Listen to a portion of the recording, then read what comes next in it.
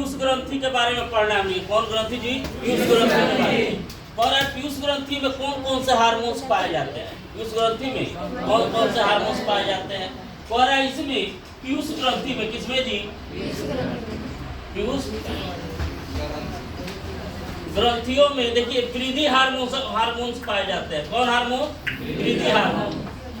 कौन हार्मोन्स पाए जाते हैं बाबू? वृद्धि हार्मोन। और यह इस हार्मोन्स के कारण ही, वृद्धि हार्मोन्स के कारण ही हमारे बॉडी में अचानक परिवर्तन दिखाई देता है। अचानक परिवर्तन देखिए, इन्हें कि हार्मोन्स अभी एक्टिव हुआ और तुरंत परिवर्तन दिखाई दे दे, ऐसा नहीं। मतलब धीरे धीरे परिवर्तन, मतलब प्रक्रिया धीरे धीरे होती है, लेकिन बाहरी उद्दीपन के रूप में वह स्पष्ट दिखाई देती है। और इसमें वृद्धि हार्मोन्स में हमारे शरीर की सबसे पहले, हमारे शरीर की सबसे पहले हड्डियों का निर्माण होता है। हड्डियों में वृद्धि होने लगेगी। हमारे शरीर में जो हड्डी पाया जाएगा ना, इसका वृद्धि सबसे तेजी से होता है। और इसी की वृद्धि से हमारे शरीर की लंबाई में क्या होती है? परिवर्तन आती है। और है कि किसी कारणवश अगर यह वृद्धि हार्मोन्स अगर वृद्धि न करे, यानी डेवलप न हो पाए शरीर में, तो क्या होगा? तो इससे बहुत सी बीमारियां उत्पन्न होती है।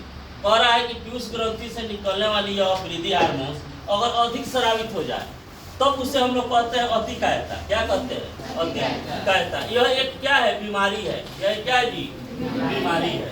ठीक है। पर यही हार्मोन्स अगर क्या हो रहा है?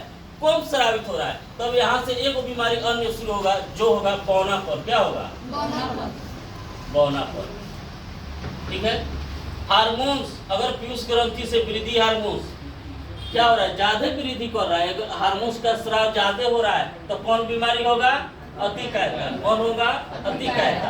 अगर इसी वृद्धि हार्मोन्स क्या हो रहा है? बहुत कम स्रावित हो रहा है। जैसे कह रहा है कि अतिकायता क्या है? एक प्रकार का रोग है, एक प्रकार का रोग है। पर इस अतिकायता से होता क्या है बाबू? तो अतिकायता जैसे ही जिस भी प्राणी में होती है, मेल हो या फीमेल, उसकी शारीरिक रचना क्या होता है? अचानक यानी भद्दा दिखाई देने लगता है। भद्दा दिखाई देने लगता है। और यह खासकर अतिकायता मतलब ऐसे माना जाता है कि और लेडीज यानी फीमेल में पाया जाता है।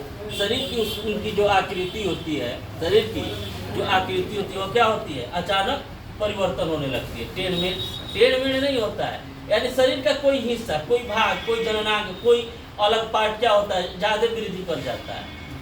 और इस वृद्धि में उसका शरीर क्या होता है? भद्दा दिखाई देने लगता है। पर वो देखो, जिसके कारण अतिकायता एक्टिव होता है, जिस हार्मोन्स के कारण, उस हार्मोन्स को बाबू हम लोग कहते हैं एसटीएच। क्या बोलते हैं? एस का मतलब होता है सोमेटो, मैटो, टी से ट्रोपिक, एच से हार्मोन। समझ में आया? अब पर इसमें कि इस एसटीएस के स्राव से देखिए अधिक स्राव होगा तो अतिकायता बीमारी होती है। कौन बीमारी? अतिकायता।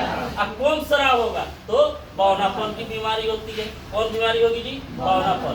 बौनेपन में क्या होगा कि देखिए यह बौनेपन की बीमारी में जो एसटीएस यहाँ से स्राव हो रहा है, यह एसटीएस का स्राव यौनारंभ नहीं, बाल अवस्था से पहले ही क्या हो जाए? शिशु अवस्था में अभी बालक क्या हो रहा है? घूम रहा है, टहल रहा है, फिर रहा है, उसी अवस्था में यानी बाल अवस्था में क्या हो जाए? एसटीएस हार्मोन्स बंद हो जाए। एसटीएस हार्मोन्स का स्राव करना पीयूष ग्रंथियां क्या कर दे? बंद कर दे। उस स्थिति में बालक को देखा जाता है कि वह बौना दिखाई देता है। बौना दिखाई देता है। देखो मान लो बिया होके वो बौना होके वो बौनी होगी, ठीक बा? वो बौना होके वो बौनी होगी, तो आए वाला की जनरेशन लंचर थोड़ी हो जाएगी, वो भी क्या होगा? बौना। अब यहाँ यह नहीं है कि 100% बौना ही होगा।